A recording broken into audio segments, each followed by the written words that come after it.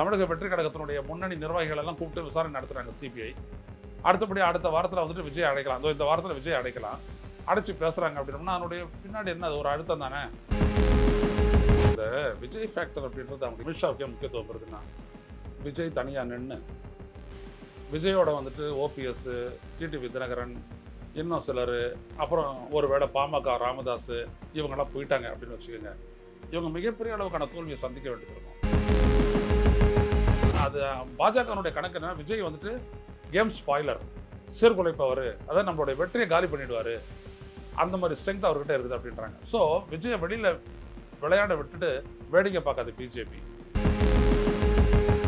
TTV என்ன move போவார், இவங்க என்ன மூவ்? டிடிவியை பொறுத்த வரைக்கும் என்னன்னா, தனக்கு மரியாதைக்குரிய ஒரு இடம் கிடைக்கணும், கிடைச்சாதான் அந்த கூட்டணி நான் போவேன் இருக்காரு.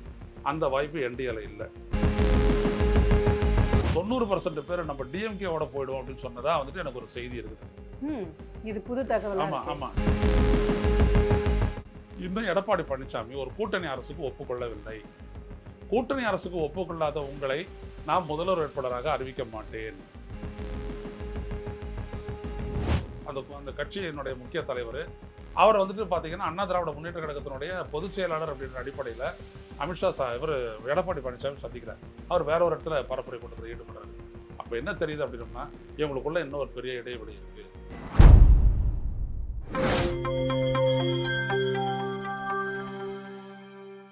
நியூஸ்பிக்ஸ் இந்தியா நேயர்களுக்கு வணக்கம். இன்று நம்மோட சிறப்பு விருந்தினர் மூத்த பத்திரிகையாளர் ஐயநாதன் அவர்கள். வணக்கம் சார். வணக்கம் சார். நேற்று அமித்ஷா பேசிட்டு போயிருக்காங்க. அந்த கூட்டத்தில் பல விஷயங்கள் அவங்க மொழி பற்றி, இந்த மாதிரி தேர்தலோட அரசியல், அப்புறம் வரக்கூடிய தேர்தலில் அவங்க என்ன பண்ண போகிறாங்கன்ற மாதிரி பல விஷயங்களை தமிழ்நாடு மக்களுக்கு பாஜக தெரிவிச்சிருக்காங்க. இதில் முக்கியமாக திரு அமித்ஷா சொல்கிறது நாங்கள் ஆட்சியிலே பங்கு கோருவோம், இன்னொன்று என்டிஏ தலைமையில் தான் தமிழ்நாட்டில் ஆட்சி மலரப்போகுது அப்படின்னு சொல்கிறாரு. எப்படி? அதுதான் அவங்களுக்கும் எடப்பாடி பழனிசாமிக்கு இருக்கக்கூடிய பெரிய முரண் என்ன அப்படின்னா, அவர் என்டிஏ ஆட்சி தான்றாரு. எடப்பாடி பழனிசாமி என்றாரு என்டிஏ கூட்டணி, ஆனால் அதிமுக கணிசமான இடங்களில் போட்டியிட்டு தனித்த ஆட்சி அமைக்கும் அப்படின்றாரு. ஸோ ஆட்சியை அமைக்கிறது தொடர்பாக இன்னும் அவங்களுக்கு ஒரு ஒத்த கருத்து வரல. அந்த ஒத்த கருத்து வரல அப்படின்றத என்னென்னா, வெற்றி பெற போகிறோம், நம்ம தான் ஆட்சி அமைக்க போகிறோம் அப்படின்ற ஒரு நிச்சயத்தன்மையில் அவர் பேசலை. ஒரு கூட்டணி ஆட்சி அப்படின்னு வரும்போது, ஒரு கூட்டணி ஆட்சின்னு வரும்போது கணிசமான இடங்களை பாஜக எதிர்பார்க்குறாங்க. அதுக்கு எடப்பாடி முட்டுக்கட்டை போடுறாரு. இதுதான் இவங்களுக்கு இடையிலான அந்த முரண். அதனால தான் பார்த்தீங்கன்னா நேற்று அமித்ஷா வராரு. முக்கியமானது முடிஞ்சிருச்சு, இன்னும் ஒரு 1.5 மாதம் தான். இதுக்குள்ளே பார்த்தீங்கன்னா அதிமுகலேருந்து அதிகாரப்பூர்வமாக யாரும் அமித்ஷாவை சந்திச்சு எதுவும் பேசலை. அவர் பாட்டுக்கு வராரு, ஏதோ கட்சி நிகழ்ச்சிக்கு வந்த ஒரு மாதிரி அப்படியே இன்றைக்கி ஒரு பொங்கல் விழாவில் கலந்துக்கிட்டு அவர் அப்படியே புறப்பட போகிறாரு. இப்படியான சூழல் என்ன பண்ணுது அப்படின்னா, அண்ணா திராவிட முன்னேற்ற கழகத்துக்கும் பாஜகவுக்கும் இன்னும் தெளிவான உடன்படிக்கை ஏற்படவில்லை அப்படின்றத முதல்ல சொல்லுது. ரெண்டாவது விஷயம், இன்னும் எடப்பாடி பழனிசாமி ஒரு கூட்டணி அரசுக்கு ஒப்புக்கொள்ளவில்லை. கூட்டணி அரசுக்கு ஒப்புக்கொள்ளாத உங்களை நான் முதல்வர் வேட்பாளராக அறிவிக்க மாட்டேன். இதெல்லாம் அமித்ஷாவுடைய எடப்பாடி பழனிசாமியுடைய நிலைப்பாடுகள். இப்போ இதில் கூட்டணி, எங்கள் கூட்டணி ஜெயிக்கும் அப்படின்னு சொல்கிறாங்களே, என்ன அடிப்படை? இவங்களுடைய கூட்டணி இன்னும் உறுதியாகலை. ஏன்னா எவ்வளோ இடம்னு இடப்பகிர்வு வரல. அதனுடைய அப்ஜெக்டிவ் என்ன, கூட்டணி ஆட்சியா இல்லையா அப்படின்றது வரல. அது யார் தலைமையில் அந்த ஆட்சி இருக்கும் அப்படின்றதுக்கும் இவங்க உடன்பாடு காணலை. ஆனால் இவங்க சொல்கிறாங்க கூட்டணி அப்படின்றாங்க. அதான் என்ன? அப்போ தமிழ்நாட்டு மக்கள் மத்தியில் இவங்களை ஒரு ஏற்றுக்கொண்டு பார்க்கக்கூடிய அளவுக்கான ஒரு நிலைப்பாடு அவங்ககிட்ட இல்லை. ஃபர்ஸ்ட் அந்த கூட்டணி பலவீனமாக இருக்குது. ரெண்டாவது விஷயம், அவங்களுக்குள்ள அந்த உடன்படிக்கை இல்லை. மூணாவது விஷயம், அங்கேருந்து வந்த இந்த ஒரு தலைவரை அந்த கட்சியினுடைய முக்கிய தலைவர் அவர் பார்த்தீங்கன்னா அண்ணா திராவிட முன்னேற்ற கழகத்தினுடைய பொதுச் செயலாளர் அப்படின்ற அடிப்படையில் அமித்ஷா இவர் எடப்பாடி பழனிசாமி சந்திக்கிறார். அவர் வேற ஒரு இடத்துல பரப்புரை கூட்டத்தில் ஈடுபடுறாரு. அப்போ என்ன தெரியுது அப்படின்னா, இவங்களுக்குள்ள இன்னும் ஒரு பெரிய இடைவெளி இருக்குது. இந்த இடைவெளி எப்போ அவங்க தீர்க்க போகிறாங்க அப்படின்றது ஒன்று. ரெண்டாவது விஷயம், இன்னொரு ஆங்கிள்லேருந்து நீங்கள் பாருங்கள், விஜயை அவங்களுடைய கூட்டணிக்கு எடுக்க பார்க்குறாங்க. அப்போ விஜய் கூட்டணிக்கு எடுக்கக்கூடிய அந்த மூவ் இருக்கும்போது அவங்க எப்படி சீட் ஷேரிங்கை பற்றி பேசுவாங்க? அப்போ விஜய் வந்துட்டாருன்னா விஜய்க்கு ஏற்ற மாதிரி எல்லாம் மாறும் இல்லையா? அதனால் இவங்க தள்ளி போட்டு இருக்கலாம். விஜய்க்கு இப்போ அதிமுக தமிழக வெற்றி கழகத்தினுடைய முன்னணி நிர்வாகிகள் எல்லாம் கூப்பிட்டு விசாரணை நடத்துகிறாங்க சிபிஐ. அடுத்தபடி அடுத்த வாரத்தில் விஜய் அடைக்கலாம், இந்த வாரத்தில் விஜய் அடைக்கலாம், அடைச்சி பேசுகிறாங்க அப்படின்னா அதனுடைய பின்னாடி என்ன, அது ஒரு அழுத்தம் தானே. அழுத்தம் கொடுத்துட்டு விஜய் அந்த கூட்டணிக்கு போகக்கூடிய நிலை ஏற்பட்டால் அப்பொழுது இந்த ஷீட் ஷேரிங் அப்படின்றத வேற ஒரு கோணத்துலேருந்து செய்ய வேண்டியது இருக்கும். அதை இவங்க எப்படி செய்ய போகிறாங்க என்ன அப்படின்றது. ஸோ இதெல்லாம் தான் வந்துட்டு இந்த கூட்டணிக்குள்ள நிலவக்கூடிய அந்த குழப்பம், நிச்சயமற்ற தன்மைக்கு காரணம். ஓகே. இப்போ நேத்து வந்து திரு எடப்பாடி அவர்களும் அதற்கான ஒரு ஸ்ட்ராங்கான வெளிப்பாடா தான் சில விஷயங்கள பேசுறாரு. அதிமுகவோட தலைமையில தான் தமிழ்நாட்டுல வந்து ஆட்சி மலர போகுது. இதுல நாங்க தான் லீட் பண்ண போறோம் அப்படிங்கிறத அவர் தெளிவுபடுத்தியிருக்காரு. அமித்ஷாவோட பேச்சுக்கு அவர் ஒரு கவுண்டர் குடுக்குறாரு. நீங்க சொல்வது போல கூட்டணி உடன்பாடு இன்னும் எட்டப்படாத நிலையில ரொம்ப குறுகிய காலம். கிட்டத்தட்ட 1½ மாசம், 2 மாசம் இந்த ஸ்டேட்டஸ்ல எப்ப இந்த கூட்டணி இறுதி செய்யப்படும்? ஏன்னா, இப்போ நீங்க வந்து விஜய்ன்னு ஒண்ணு சொல்றீங்க. நீங்க பார்த்தீங்கன்னா, அதிமுகவோட 2ஆம் கட்ட தலைவர்கள் பல பேர் வந்து விஜய ரொம்ப எதிர்நிலையில இருந்து பேச ஆரம்பிச்சிருக்காங்க. ஆமா. முன்னாடி ஒரு சாஃப்ட் டோன வந்து நம்ம தொடர்ந்து பார்த்துட்டு இருந்தோம். ஆனா இப்ப பார்த்தீங்கன்னா, விஜய வந்து ரொம்ப எதிர்நிலையில வச்சு பேசக்கூடிய திரு எடப்பாடி பழனிசாமியை தவிர்த்து மத்த எல்லாரும் எல்லாருமே யோசிக்கிறாங்க. வந்து வலுவா வந்து எதிர்த்து பேசுறாங்க. இந்த சூழ்நிலையில எடப்பாடி என்ன முடிவு எடுக்க போறாரு? என்னைக்கு இவங்க கூட்டணியோட ஏன்னா மக்கள் கிட்ட ஒரு இப்ப வந்து டிஎம்கே வந்து ஒரு இன்டாக்டா இருக்கும்போது, எடப்பாடியோட இந்த கூட்டணியும் வந்து அப்படி இருக்கிறத மக்கள் கிட்ட அவங்க போய் பிரச்சாரத்த ஆரம்பிச்சுட்டாங்க இல்லையா? ஆமா. இந்த சூழ்நிலையை எப்படி அவங்க கடப்பாங்க? இல்ல இப்போ அந்த விஜய் ஃபேக்டர் அப்படின்றது அவங்களுக்கு ஏன் முக்கியத்துவம் பெறுது அப்படின்னோம்னா, அமித்ஷாவுக்கு ஏன் முக்கியத்துவம் பெறுதுன்னா, விஜய் தனியா நின்னு, விஜயோட வந்துட்டு ஓபிஎஸ், டிடிவி தினகரன், இன்னும் சிலரு, அப்புறம் ஒரு வேளை பாமக ராமதாஸ் இவங்கெல்லாம் போயிட்டாங்க அப்படின்னு வச்சுக்கோங்க. அந்த கூட்டணி வந்துட்டு இவங்களுடைய கூட்டணியை விட பலம் பெற்ற கூட்டணி அப்படின்னு மக்கள் நினைச்சிட்டாங்க அப்படின்னோம்னா, இவங்க மிகப்பெரிய அளவுக்கான தோல்வியை சந்திக்க வேண்டியது இருக்கும். விஜய் வந்துட்டு வெற்றி பெற போறதில்ல. ஆனா, அது பாஜகவினுடைய கணக்கு என்னன்னா, விஜய் வந்துட்டு கேம் ஸ்பாய்லர், சீர்குலைப்பவரு, அதாவது நம்மளுடைய வெற்றியை காலி பண்ணிடுவாரு. அந்த மாதிரி ஸ்ட்ரென்த் அவர்கிட்ட இருக்குது அப்படின்றாங்க. ஸோ விஜயை வெளியில விளையாட விட்டுட்டு வேடிக்கை பார்க்காது பிஜேபி. உள்ள தான் இழுத்துக்கும். அப்படி உள்ள இழுத்துக்கும் போது எடப்பாடி அதுக்கு ஒத்துக்கிட்டு தான் ஆகணுன்ற மாதிரி ஒரு நிலைமையை கொண்டு வருவாங்க அவங்க. ஒரு நிலைமையை கொண்டு வருவார்கள். அது புரிஞ்சுக்கங்க. அதனால இந்த எல்லா இழுப்புகளுக்குமே காரணம் வந்துட்டு பார்த்தீங்கன்னா, விஜயினுடைய மூவ் தான். இப்போ விஜயை மையமா வச்சு தான் இப்போ இங்கேயே விசாரிச்சு முடிச்சுட்டாங்க.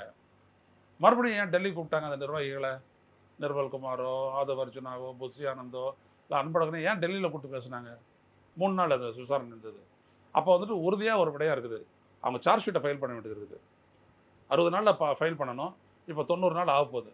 இந்த சார்ஜ் ஷீட்டை ஃபைல் பண்ணுறதுக்கு முன்னாடி விஜயோட ஒரு முறை அவங்க வந்துட்டு விசாரணைக்கு கூப்பிடுவாங்க. அப்போ இந்த நடந்த நிகழ்வுகளுக்கெல்லாம் விஜய் அந்த இடத்துலயாவது இவர் ஒப்புக்கிட்டு அதன் அடிப்படையில் நடந்திருக்குதா அப்படின்றத விஜய் கிட்ட இருந்து ஒரு வாக்குமூலமாக பெறுவாங்க. அதை வச்சு அந்த சார்ஜ் ஷீட்டை உடனே ஃபைல் பண்ணுவாங்க. அவங்க சொல்லிடுவாங்க, இந்த மாதிரி சார்ஜ் ஷீட் ஃபைல் பண்ண போகிறோம், யூ ஆர் இந்த சூப் அப்படின்னு சொல்லிடுவாங்க. அதை பற்றி எது வேணாம். அந்த இடத்துல தான் விஜய் முடிவெடுக்க வேண்டிய ஒரு கட்டாயம் ஒன்று ஏற்படும். ஸோ அதுதான் எதிர்பார்த்துக்கிட்டு இவங்க என்ன பண்ணுறாங்க, மற்ற விஷயங்கள்லாம் அது பாட்டுக்கு நடக்கட்டும், எடப்பாடி பாட்டுக்கு பிரச்சாரம் பண்ணட்டும், நம்ம பாட்டுக்கு பண்ணுவோம். ஏன்னா எடப்பாடி வந்துட்டு ஒரு விடயத்துக்கு நான் ஏற்கனவே சொன்ன மாதிரி கூட்டணி ஆட்சிகள்லாம் ஒத்துக்கலை. தங்களது தலைமையிலான கூட்டணி ஆட்சின்னு ஒருபோதும் எடப்பாடி சொல்லலை. கணிசமான இடங்களில் நிற்போம், தனித்த ஆட்சி அமைப்போம். அது வந்துட்டு அமித்ஷா வந்துட்டு ரொம்ப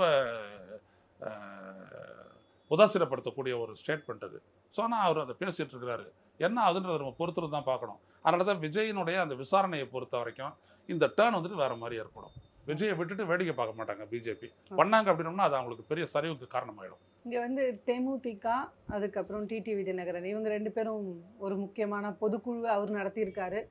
மேடம் வந்து அவங்களோட மாவட்ட செயலாளர்கள் கூட்டத்தை நடத்தி யாரோட நம்ம வந்து கூட்டணி போகலாம் அப்படின்றத ஒரு வாக்கு சீட்டா எழுதி போட சொல்லியிருக்காங்க. அது எல்லாம் இன்னைக்கு கிட்டத்தட்ட ஒரு ஒரு ஃபார்முலேஷனுக்கு வரும். அப்படின்னும் போது டிடிவி என்ன மூவ் போவாரு, இவங்க என்ன மூவ் போவாங்க? டிடிவியை பொறுத்த வரைக்கும் என்னன்னா, தனக்கு மரியாதைக்குரிய ஒரு இடம் கிடைக்கணும். கிடைச்சாதான் அந்த கூட்டணி நான் போவேன் இருக்காரு. அந்த வாய்ப்பு என்டிஏல இல்லை. ஏன்னா எடப்பாடி பழனிசாமி ஒத்துக்கிறல. அதே தான் வந்துட்டு ஓபிஎஸ்க்கும் அதுக்கும் ஒத்துக்கிறல எடப்பாடி பழனிசாமி. அப்போ அவங்க 2 பேருக்கும் இருக்கிற ஒரே ஆப்ஷன் வந்துட்டு விஜய் தான். ஸோ இவங்களுடைய ஆப்ஷனை காலி பண்ணணும் அப்படின்னா விஜய் இந்தாண்ட எடுத்துக்கணும். இதுதான் ஒரு ஸ்ட்ராட்டஜி. இவங்கள ஒன்றும் பண்ணாது, இவங்களை கட்டாயம் நம்மளுடைய டேர்ம்ஸுக்கு கொண்டு வரணும் அப்படின்னோம்னா விஜய் நம்மளோட எடுத்துக்கிட்டோம்னா அவங்களுக்கு வேறு வழி இல்லை. அவங்க நம்மளோட தான் வந்தாகணும். அதாவது என்டிஏக்கு வந்தாகணும். அதுதான் வந்துட்டு அவங்க தனியாக நின்றுட்டு எதுவும் பண்ண முடியாது. ஆனால் இன்னொரு இதுவும் வந்து பார்க்குறாங்க. அது என்ன அப்படின்னோம்னா, ஓபிஎஸ் கூட்டின அந்த கூட்டத்தில் 90% பேர் நம்ம டிஎம்கேவோட போயிடுவோம் அப்படின்னு சொன்னதா வந்துட்டு எனக்கு ஒரு செய்தி இருக்குது. இது புது தகவல். ஆமாம் டிஎம்கேவோட போயிடலாம் அப்படின்னு தான் நிறைய பேர் கொடுத்துருக்குறாங்க அப்படின்றாங்க. ஆனால் அவங்களுடைய பேச்சாளர்கள்லாம் வந்துட்டு அப்படிலாம் எதுவும் இல்லைன்னு சொல்லிட்டு மழுப்பிட்டு போகிறாங்க. அது எப்படி பண்ண போகிறாங்கன்னு தெரியல. ஏன்னா அவங்க 2 பேருக்குமே வந்துட்டு என்னென்னா, எடப்பாடி முதல்வர் ஆகக்கூடிய, எடப்பாடியை முன்னிலைப்படுத்தக்கூடிய கூட்டணிக்கு நாங்கள் வரமாட்டோம். அதில் வந்துட்டு பிஜேபியினுடைய குரல் தான் அது. ஒரு விதத்தில் பார்த்தீங்கன்னா எதுக்கும் ஒத்துக்காத எடப்பாடியை நாங்கள் முதல்வர் ஆக்கணும் அப்படின்ற மாதிரி அந்த ஒரு குரல் தான் அவங்களுடைய குரல். ஸோ அவங்க எப்படி இப்போ ரியாக்ட் பண்ணுவாங்கன்றதை பொறுத்து தான் பார்க்கணும். ஒரு வாய்ப்பு இருக்கு, இவங்க வந்து டிஎம்கேக்குள்ள நகர்றதுக்குமான வாய்ப்பு இருக்கு. ஓபிஎஸ் ஓபிஎஸும் டிடிவியும். டிடிவி கிடையாது. டிடிவி டிடிவி வந்துட்டு இந்தாண்ட தான் போவார். டிடிவி வந்துட்டு விஜயோட போகிறதுக்கு தான் பாசிபிலிட்டி. ஏன்னா அவர் டிஎம்கே வந்துட்டு ஆன்டி டிஎம்கே ஒரு ஃபோர்ஸாக தான் அம்மா மக்கள் முன்னேற்ற கழகம் இருக்கணும்னு நினைக்கிறாரு. அதான் அவர் செய்ய போகிறாரு. அவருடைய கட்சிக்கு, அவருடைய கூட இருக்கக்கூடிய நிர்வாகிகளுக்கு, முன்னாள் சட்டமன்ற உறுப்பினர்கள் இவங்களுக்கெல்லாம் வந்துட்டு இடம் வேணும். அந்த பாசிபிலிட்டி வந்துட்டு விஜயோட தான் உண்டு. ஸோ அந்த பேச்சுவார்த்தை நடந்துக்கிட்டு தான் இருக்குது. அது அவரே ஒத்துக்கிறாரு, பேச்சுவார்த்தை நடந்துட்டு இருக்கு. ஆனால் விஜயை விட்டு வைக்கிறதுக்கு வந்துட்டு பாஜக தயாராக இல்லை. அதான் நீங்கள் மீண்டும் நான் சொல்ல வரேன். விஜயை விட்டோம் அப்படின்னோம்னா அது ஒரு சென்டர் ஆகும். அது தன்னுடைய வளர்ச்சியை தான் கெடுக்கும். நம்மளை உதாசீனப்படுத்துருவாங்க. வேணாம் இது அப்படின்ற மாதிரி உதாசீனப்படுத்திட்டு விஜய் பக்கம் போயிட்டாங்க அப்படின்னோம்னா விஜய்க்கு ஸ்ட்ரென்த் அதிகமாகிடும். நம்மளோட ஸ்ட்ரென்த்து போயிடும். விஜய்கிட்ட ஸ்ட்ரென்த்து போனாலும் இவிஎம் வச்சு ரிப்பேர் பண்ணிடலாம்னு வச்சுக்கோங்க. அது வேறு விஷயம். அது லாஸ்ட் ஆப்ஷன். அது அதுக்கு முன்னாடி அவங்க இதை ட்ரை பண்ணுவாங்க. ஓகே. விஜய் வந்து தேமுதிக பொறுத்த வரைக்கும் அவங்க சீட்டை விட மற்ற விடயங்களை எதிர்பார்ப்பாங்க. அதுக்கு வந்துட்டு திமுக ஒத்து போகாது. அப்ப யாரோட? விஜயோட கூட்டணி போக அவங்களும் விஜயோட போகிறதுக்கு வாய்ப்பு இருக்குது. ஆனால் ரொம்ப கம்மியான வாய்ப்பு தான் இருக்குது. ஓகே. ஏன்னா அவங்களுக்கு வந்துட்டு அதிகபட்சம் எந்த ஒரு அலையன்ஸுக்கு போனாலும் 5 சீட்டு தருவாங்க. அதுக்கு வந்துட்டு இவங்க ஒத்துக்க மாட்டாங்க. அதோட மற்ற விஷயங்கள்லாம் கேட்பாங்க. அதுக்கு ஒத்துக்க மாட்டாங்க. அதனால் அவங்களுடைய இதனால வந்துட்டு ஒரு திருசங்க சொர்க்கம் தான். இப்போ திமுகவோட தேர்தல் அறிக்கைக்கு அவங்க ஒரு குழு அமைச்சிருந்தாங்க. இப்போ ஒரு புதுசாக ஒரு ஆப் அறிமுகப்படுத்தியிருக்காங்க. என்னன்னா, மக்கள் வந்து இந்த தேர்தல் அறிக்கையில் என்ன மாதிரியான கருத்துக்கள்லாம் இருக்கணும் அப்படின்னு எதிர்பார்க்குறாங்க அப்படிங்கிற அது வந்து ஒரு நேற்று அறிவிச்சிருப்பாங்க. அறிவித்த ஒரு சில மணி நேரங்கள்லேயே வந்து நிறைய மல்டி லெவலில் கருத்துக்கள் வந்திருக்கிறதா சொல்கிறாங்க.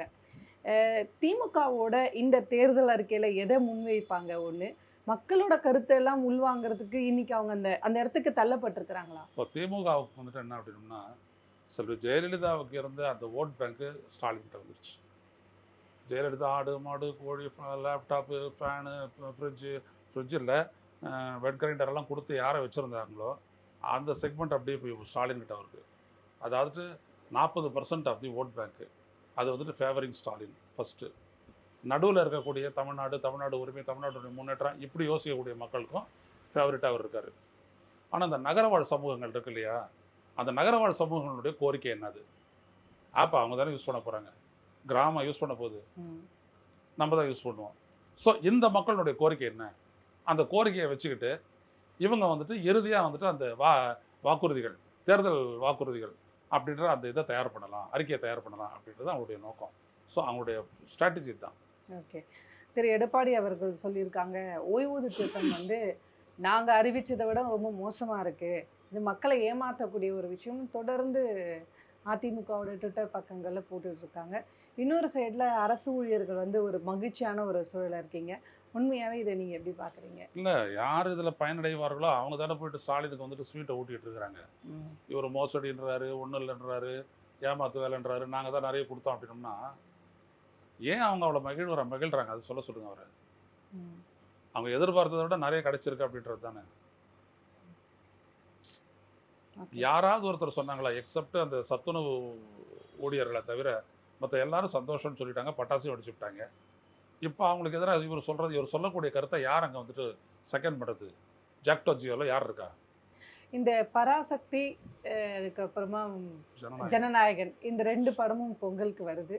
இதுக்கு முன்னாடி வரைக்குமே வந்து எம்ஜிஆர் சிவாஜியாக இருக்கலாம், ரஜினி கமலா இருந்திருக்கலாம், அஜித் விஜய் கூட நம்ம வந்து பொங்கல் பார்த்துருப்போம் நிறைய படங்களை.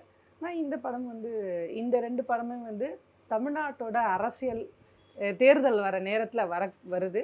இதுக்கு ஒவ்வொருத்தர் தரப்புல இருந்தும் ஒவ்வொரு கருத்து வந்து தொடர்ந்து சொல்லப்பட்டுக்கிட்டே இருக்கு. இதை இவ்வளோ நாள் சினிமா அரசியலும் பார்த்துட்டே வரீங்க நீங்கள். இந்த 2 படத்தோட இந்த போட்டியை நீங்கள் எப்படி பார்க்குறீங்க?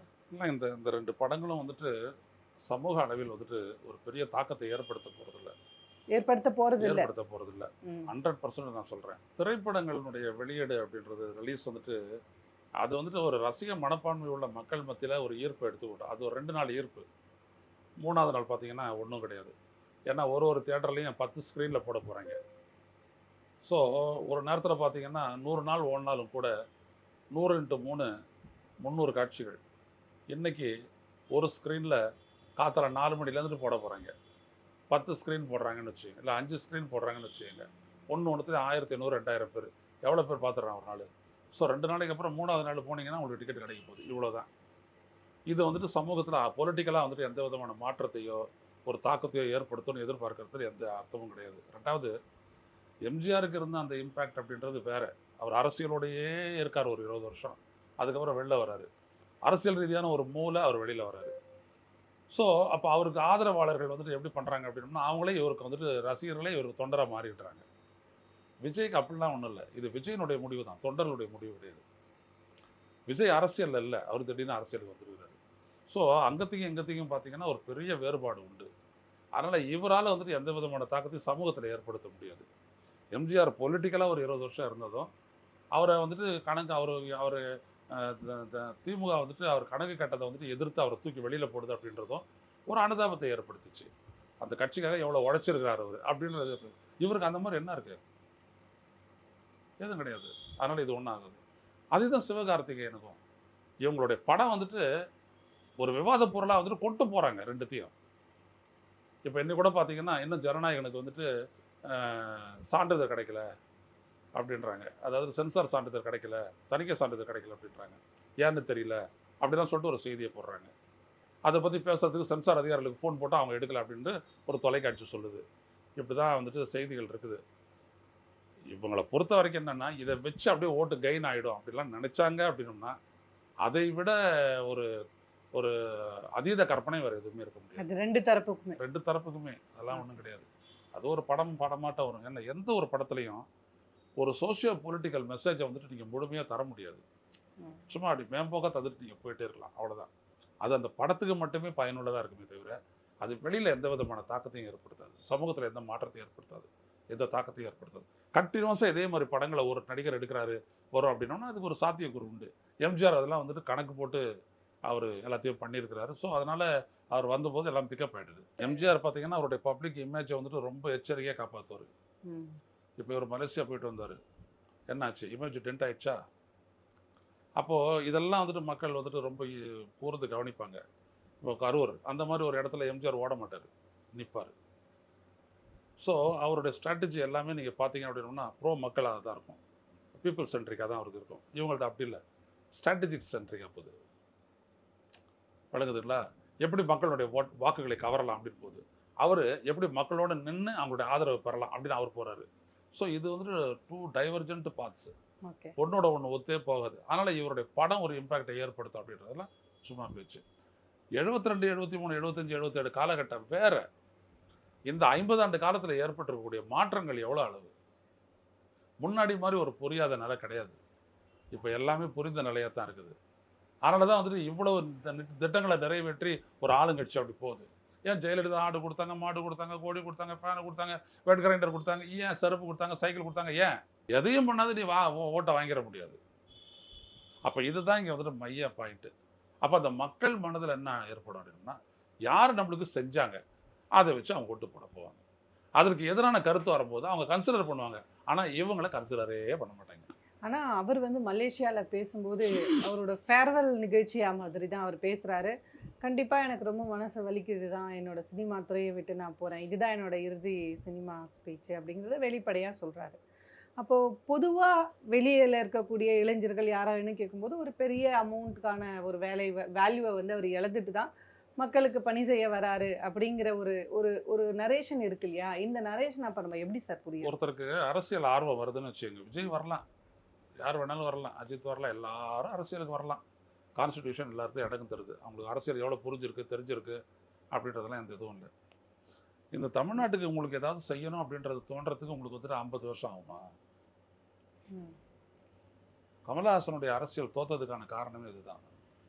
திடீர்னு வந்துட்டு நீ உனக்கு சொல்லுவேன், அதை அப்படியே மக்கள் ஏற்றுக்க மாட்டேன். இது வரைக்கும் என்ன பண்ணிட்டு இருந்த? இது வரைக்கும் நீ என்ன செஞ்சிருக்கிற? அவ்வளோதான். அந்த கேள்வியில் பதில் தடுத்து பண்ணிட்டு அவருடைய பைபாஸ் விட்டு போயிடுவாங்க. கமலஹாசனுடைய படம் ஓடும், கமலஹாசனுக்கு ஓட்டு விடாது. முதல் தேர்தலில் ஒரு 5% அவர் வாங்கினார், நாம் தமிழருக்கு நெருக்கமாக அவர் வாங்கினார். அதுக்கப்புறம் ஏற்றுங்க. ஏன்? அரசியல் பண்ண தெரியாது, அரசியல் ரீதியாக அவர் ரெஜிஸ்டர் ஆகலை, அவருடைய ஓட் பேங்க் அப்படியே பிஜேபி ஷிஃப்ட் ஆயிடுச்சு. அப்போ இதே தான் விஜய் எதிர்பார்க்கறதெல்லாம் என்ன அப்படின்னோம்னா, இந்த சாதாரண மக்கள் அந்த வீடு அவங்களாம் இவருக்கு ஓட்டு போடணும் அவருக்கு எதிர்பார்க்குறாங்க. ஆனால் நடக்காது. சாதாரண மக்களுக்கு தேவையான நலத்திட்டங்கள் அப்படின்னு சொல்லிட்டு இந்த அரசு என்ன நிறைவேற்றுறது? அது தொடருது, அதை கைவிடணுமா, அதை விட்டு தரணுமா, அப்படி தான் யோசிப்பாங்க. அவ்வளோ சாதாரணமாக விட்டு தந்துட்டு வரவே மாட்டாங்க. தேர்தலோட தேதி வந்து பாஜக தரப்புல இருந்து ஒரு சில நம்பர் சொல்றாங்க. அதிகாரப்பூர்வமா எப்ப அறிவிக்கப்படும்? அது மோடிக்கு எப்போ வசதிப்படுதோ அப்போ அறிவிக்கப்படுது. தெரியாதா? ஒரு பாஜகனுடைய தமிழ்நாடு தலைவர் நயினார் நாகேந்திரன் அவர் போகிற போக சொல்கிறாரு, ஏப்ரல் 20ஆம் தேதி பார்த்துருவோம் அப்படின்றாரு. ஏப்ரல் 20ஆம் தேதி வாக்குப்பதிவு இவருக்கு எப்படி தெரியும்? அப்போ இவங்களுடைய கைப்பாவை தான் வந்துட்டு அது தேர்தல் ஆணையம் இருக்குது அப்படின்றது தெரியுதுல்ல. சொல்லிட்டு அதுக்கப்புறம் அப்படி போயிட்டார், நடுவிட்டு போயிட்டார் அவர். ஸோ இவங்கெல்லாம் எப்படி இருக்கிறாங்க அப்படின்னம்னா, ஒட்டுமொத்தமாக இந்த நாட்டினுடைய சுதந்திரமான அமைப்புகள், தேர்தல் ஆணையம், நீதிமன்றம், இதெல்லாம் தங்களுக்கு சாதகமாக வளைக்க பார்க்குறாங்க. வளைச்சிக்கிட்டு தான் எல்லாத்தையும் பண்ணுறாங்க. வளைச்சு பார்க்குறாங்கல்ல, வளைச்சிட்டாங்க. அதுலேருந்தே இவங்க செயல்படுறாங்க. அதனால் அவங்களுடைய வசதிக்கு அது வந்துட்டு அறிவிக்கப்படும். அவங்க ஏதாவது ஒரு திட்டம் வச்சுருப்பாங்க. இப்போ பீகாருக்கு வந்துட்டு 10,000 ரூபா செலுத்திட்ட உடனே 10,000 ரூபா தருவோம் அப்படின்னு சொல்லிட்ட உடனே தேர்தல் அறிவிக்கப்படுது. அந்த மாதிரி இங்கே ஏதாவது பண்ணுவாங்க. பொறுத்திருந்து பார்ப்போம். நன்றி சார்.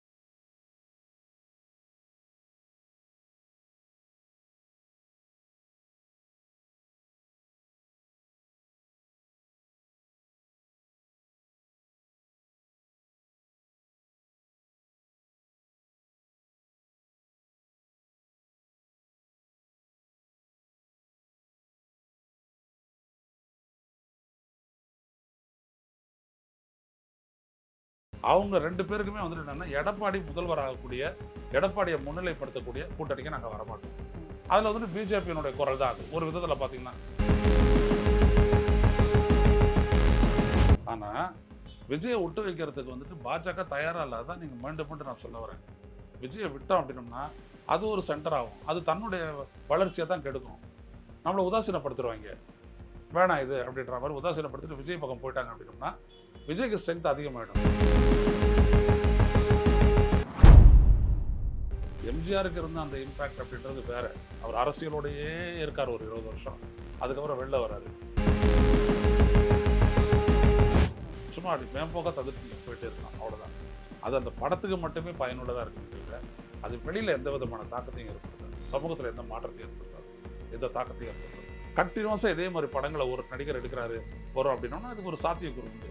எம்ஜிஆர் அதெல்லாம் வந்துட்டு கணக்கு போட்டு அவர் எல்லாத்தையும் பண்ணியிருக்கிறாரு. ஸோ அதனால் அவர் வந்தபோது எல்லாம் பிக்கப் ஆகிடுது. 72, 73, 75, 77 காலகட்டம் வேற. இந்த 50 ஆண்டு காலத்தில் ஏற்பட்டிருக்கக்கூடிய மாற்றங்கள் எவ்வளோ அளவு. முன்னாடி மாதிரி ஒரு புரியாத நிலை கிடையாது. இந்த தமிழ்நாட்டுக்கு உங்களுக்கு ஏதாவது செய்யணும் அப்படின்றது தோன்றதுக்கு உங்களுக்கு வந்துட்டு 50 வருஷம் ஆகுமா? ஒட்டுமொத்தமாக இந்த நாட்டினுடைய சுதந்திரமான அமைப்புகள், தேர்தல் ஆணையம், நீதிமன்றம், இதெல்லாம் தங்களுக்கு சாதகமாக வளைக்க பார்க்குறாங்க. வளைச்சிக்கிட்டு தான் எல்லாத்தையும் பண்ணுறாங்க. வளைச்சு பார்க்குறாங்கல்ல, வளைச்சிட்டாங்க.